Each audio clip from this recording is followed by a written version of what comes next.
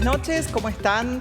Comenzamos, periodistas, con una emisión que ha sido grabada el día viernes, debido a que hoy lunes es un paro nacional de las universidades públicas. Exactamente, cuando ustedes estén viendo este programa, en las universidades estaremos transitando, cerrando el primer día de la doble jornada de lucha por el mejoramiento de nuestros salarios. Por ello también el tema que nos convoca tiene que ver con discurso de odio como promotor de violencia y también de todo lo que tiene que ver con esas cuestiones que suenan amenazantes por parte del Estado. Para ello vamos a dialogar con dos especialistas, con un comunicador de nuestra universidad, Mauricio Grasso, un docente, hola, Paola, hola Mariana. Un par de la universidad, para abordar este tema. Y también desde el Zoom tenemos a una persona que tiene una consultoría y que trabaja este tema, discursos de odio, como es Leandro Graglia. Leandro, buenas noches, te damos la bienvenida también a Periodistas. Buenas noches, muchas gracias por la invitación, un gusto poder participar y conversar con ustedes. Vamos a comenzar con Mauricio para plantear el concepto, ¿no? Bien. Desde la comunicación, Bien. pensar qué es el discurso de odio. Bueno, el discurso del odio o los discursos de odio, para decirlo en plural, Sí. no son nuevos, por ahí es importante aclararlo, y tienen que ver con las narrativas, con los enunciados, con las expresiones, que en líneas generales van como generando una tendencia dentro de la cultura, ¿bien? Es decir, son discursos que circulan, que van construyendo a un antagonista negativo, digamos, a alguien que es depositario, digamos, del odio. Un contradestinatario. Exacto, es decir, alguien que recibe de alguna manera o es construido de una forma muy negativa, ¿no? Es decir, estos discursos de odio, digamos, han estado, digamos, en la cultura, sobre todo en la civilización occidental, y son una marca de diferentes medios, ¿no? Es decir, han atravesado la cultura y han estado presentes en la radio, en la televisión, en el cine, digamos, y hoy lo vemos en las redes sociales, digamos. Hoy, por ahí, la pregnancia o la cantidad de expresiones que nosotros vemos en las redes sociales, por ahí nos parece que como muy novedoso quizás, o muy presente, o todo el tiempo, bien, pero me gustaría decir que en líneas generales los discursos del odio han estado presentes y siempre han buscado construir una imagen, una identidad que se presenta como negativa para la sociedad, peligrosa, etcétera, ¿no? Sí, podemos pensar en los discursos, digamos, de una historia muy gris, muy negra, Exacto. como el Holocausto, digamos, con la raza superior, los cabecitas negras en el peronismo, y así hay un montón de otras situaciones. En la historia reciente con la dictadura, digamos. Claro. Bueno, siempre hay algún antagonista que es depositario de un odio, ¿no? Bien. Leandro, acá tomando lo que nos estaba contando Mauricio, la construcción de un antagonista, pero pareciera ser en estos momentos, vos nos ayudarás a leerlo, a analizarlo, que no encuentra límites esa construcción del antagonista. En tiempos anteriores, en algunos de los ejemplos que dialogábamos acá, había como un límite de lo decible. Bueno, pareciera que ese límite está caído.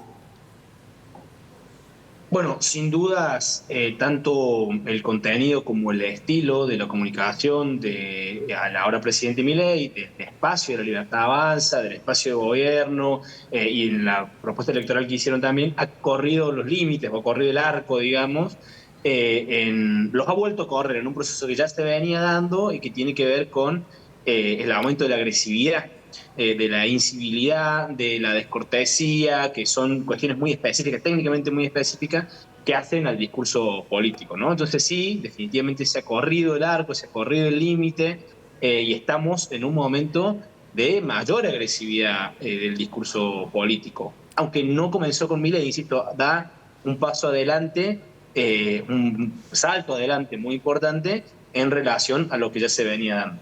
Claro. Hay un detalle también, escuchando lo que decía recién Nicolás, es muy importante recordar que el discurso de odio es una figura muy potente que va incluso más allá de la apelación al odio o de la utilización del odio como sentimiento en el discurso político. El discurso de odio tiene, sobre todo, la característica de que es un discurso agresivo, ofensivo, dirigido a un grupo por características inherentes a ese grupo, es decir, por su etnia, por su género, por su condición, y que además tiene, esto en lugares en donde lamentablemente se atraviesan conflictos étnicos o raciales o nacionales incluso más complejos, tiene el componente que pone en peligro la paz social. O sea, es un componente de destrucción del tejido social, un componente que fomenta la violencia física, y esto es lo más preocupante, digo, ¿no? De lo que se está dando y de lo que empieza a hacer y a lo que viene sucediendo en la cultura política argentina, mucho más con el presidente Milei en estos últimos meses. Con relación a esto, Mauricio, Sí. ¿Cuáles serían las herramientas para poder asir esos discursos, poder hacer permeable a la sociedad que parece anestesiada o como que parece que esas balas no le entran, como diría Corradini? Bueno, más bien diría que lo más peligroso es que se naturalice ese tipo de discursos. Creo que, coincidiendo con lo que planteaba Leandro, digamos, hay una escalada, una peligrosidad en la escalada, ¿bien?, de los discursos, principalmente cuando el instrumentador de ese tipo de discurso es la gestión del gobierno o, el digamos, Estado. o el Estado en su gestión política, Sí, digamos, ¿no?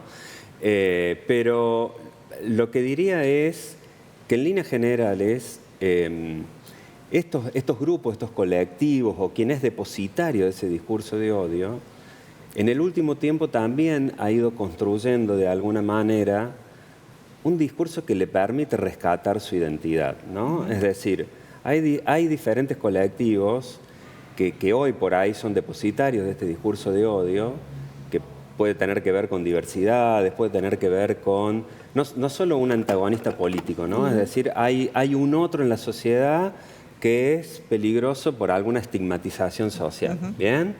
Porque es pobre, porque, digamos, diferentes tipos de expresiones que darían, digamos, la impresión de que serían por ahí los depositarios de este odio, ¿no? Es decir, y por ahí los responsables de, bueno, las desgracias que nos están ocurriendo, ¿bien? Es decir, por ahí los discursos quizás de derecha, ¿no?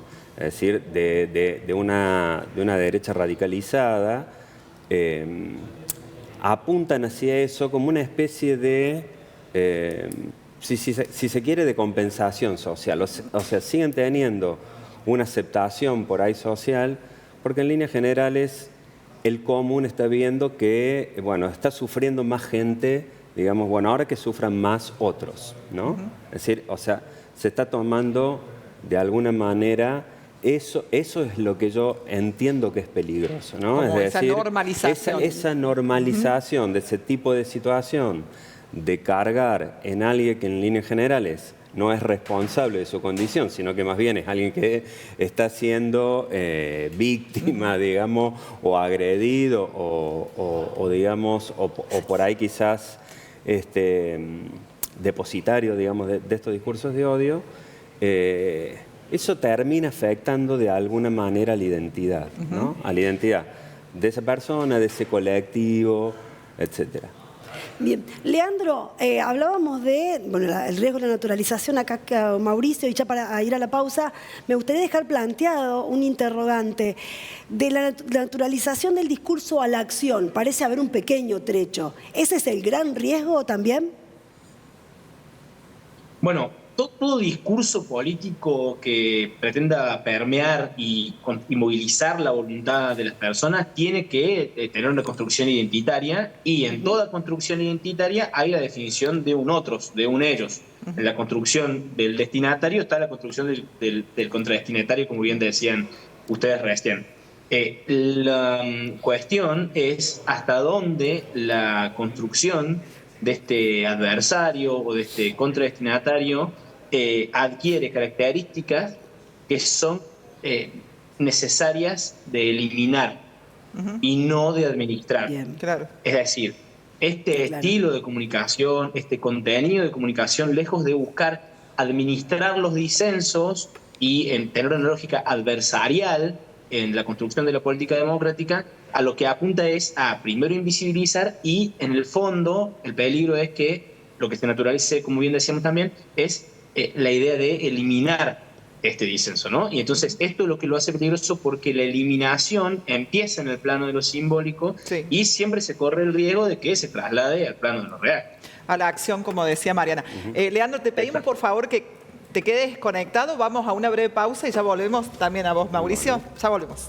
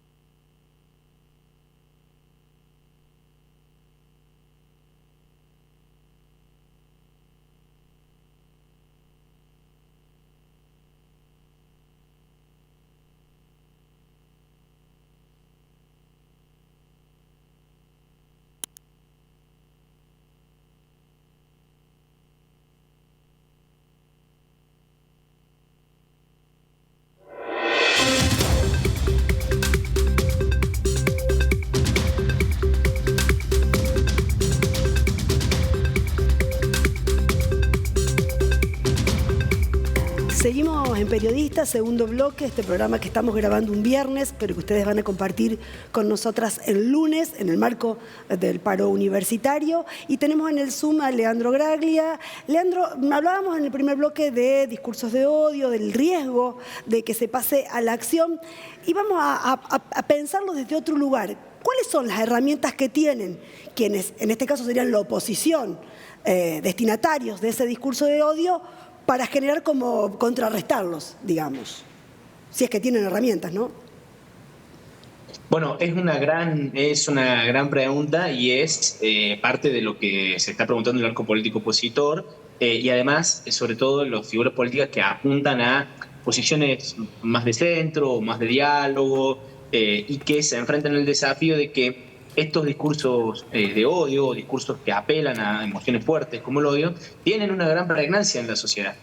Son potentes porque operan sobre una sociedad polarizada, en un clima de época en donde la indignación permite construir identidades, movilizar voluntades, en estilos de comunicación muy brutalistas, llenos de incivilidad, de descortesía, en donde se llama la atención y se construye desde esta lógica.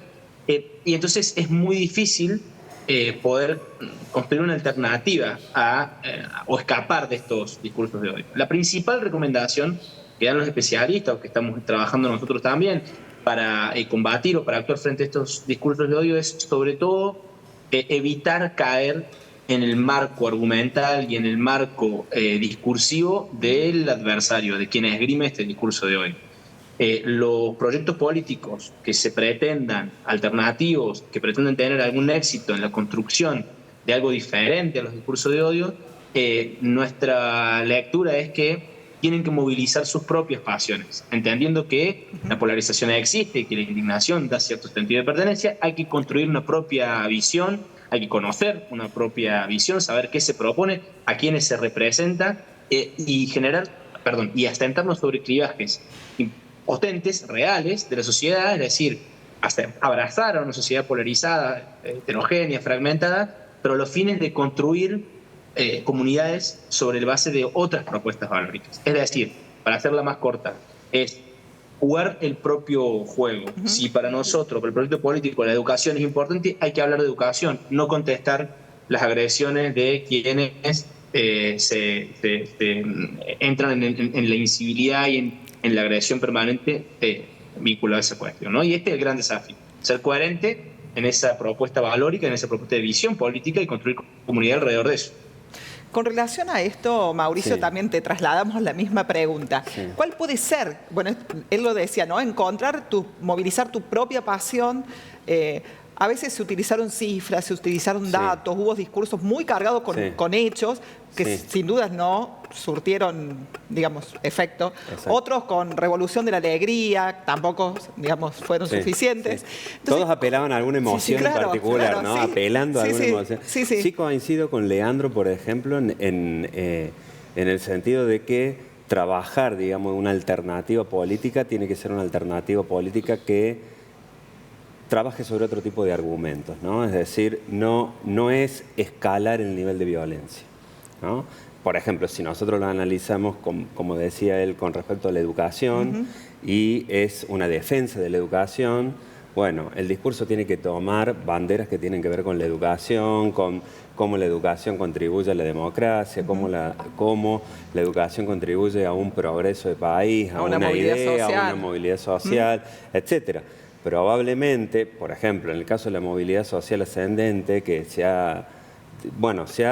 lo hemos escuchado, digamos, muy a menudo, probablemente el tema de la movilidad social ascendente, digamos, a jóvenes, no es algo que los va a interpelar, ¿no? Es decir, pero sí coincido en lo que decía Leandro, que en líneas generales el discurso, hay que ver el discurso político, qué tipo, digamos, de norte está planteando como una especie de promesa creíble, ¿no? Es decir, me da la sensación de lo que estamos viviendo hoy como clima político. Ha llegado a una escalada que me parece que de alguna manera hay que tratar de bajar un poco el tono, ¿no? Es decir, apuntar hacia algo que sea superador de esto, superador en un sentido no utópico, sino en un sentido de hacer cosas posibles. Porque ¿pero a quién le tocaría bajar el tono? Porque si es el mismo Estado el que está generando estos discursos, digamos, el tono le tocaría al Estado bajarlo. Bueno, no parece ser el caso. No parece ser el caso. No parece ser el caso, pero yo no sé tampoco cuánto le termina esta estrategia favoreciendo, digamos, políticamente. ¿Bien? Porque si nosotros también nos corremos un lado del plano de los discursos y después vamos al plano de la realidad, en todo caso, sí, hay una promesa de que le va a mejorar la vida, digamos, al resto de los vivientes, y en líneas generales eso no pasa, bueno, evidentemente el discurso después empieza a tener un contraste con lo que, digamos, vivimos en la realidad. Entonces, me parece también importante, de alguna manera, yo entiendo la importancia de focalizarse en los discursos, entiendo la importancia de la escalada de la violencia, de la connotación que puede tener esto, digamos, sobre todo cuando la lleva adelante o se lleva adelante desde el Estado, pero también, digamos, la sociedad está viviendo una realidad, ¿no? Es decir, y la realidad no es solo los discursos, ¿no? O sea, no son solo las palabras, no son solo las promesas, sino que también tiene que ver con la calidad de vida, tiene que ver, no sé, con poder vivir un poquito más tranquilo, etcétera, que no necesariamente, digamos, está encaminada por los discursos de odio. Leandro, también como para cerrar esta parte que tiene que ver con las consultorías políticas. Vaya, sí, es difícil hoy ser ese oráculo, ¿no?, de poder acompañar las estrategias, y lo decía también Grasso, como comunicador, qué difícil que es pensar que no todo pasa por las palabras que elegimos, por las pantallas o por las mediaciones que elegimos para trasladar lo que antes era programático. ¿Cuáles son esas posibilidades? ¿Qué están viendo ustedes desde las consultorías? Bueno, primero coincido con Mauricio. No sé hasta dónde este tipo de estrategias sirve al poder político en términos de construir mayorías fuertes. Sí, entiendo que le sirve, creo que lo hacen adrede, o en definitiva, o al menos están dispuestos a correr el riesgo de que sirva únicamente a los fines de consolidar una minoría intensa, crítica, que les permita tener una fuerza de choque importante, digamos, y desde la cual pararse en una sociedad muy fragmentada y ser la única opción con esa fuerza relativa aunque sea poca. Esto es el escenario que nos toca trabajar cuando buscamos asesorar o acompañar dirigentes o espacios o proyectos de la política democrática. Y sí, es un desafío porque el contexto en el cual hacemos comunicación o tratamos de generar, digamos, mensajes que conecten a la dirigencia de la política democrática con la sociedad, se vuelve un poco desafiante. Lo que es cierto es que está bastante comprobado que las personas tomamos decisiones poderosamente guiadas por nuestros sentimientos, por nuestras pasiones. Entonces, lo programático no deja de tener importancia, creo que no ha dejado de tener importancia. Lo que sucede es que es más que nunca es importante que los proyectos de la política democrática tengan dos valores que nosotros intentamos, o dos conductas que nosotros intentamos inculcar en los proyectos con los que trabajamos, que son la coherencia y la consistencia. Porque nosotros vivimos en un mundo muy líquido, muy fragmentado, muy lleno de posverdades relativas, y entonces lo que sucede es que no importa qué tan elocuente sea nuestra argumentación en función de la movilidad social ascendente, si nosotros somos parte de un proyecto político que le toca gestionar y que no logra garantizar esa movilidad social ascendente en la materialidad, va a ser muy difícil que podamos seguir sosteniendo esa bandera desde el plano de lo discursivo.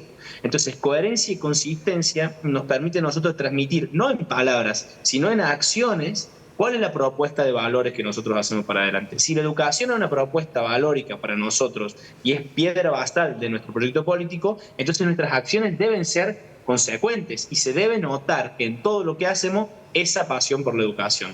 La gente reacciona, eventualmente responde a eso, y eso es el verdadero desafío que entendemos nosotros tienen los proyectos de la política democrática. Leandro, te tenemos que saludar. ¿Nos quedamos en piso con Mauricio?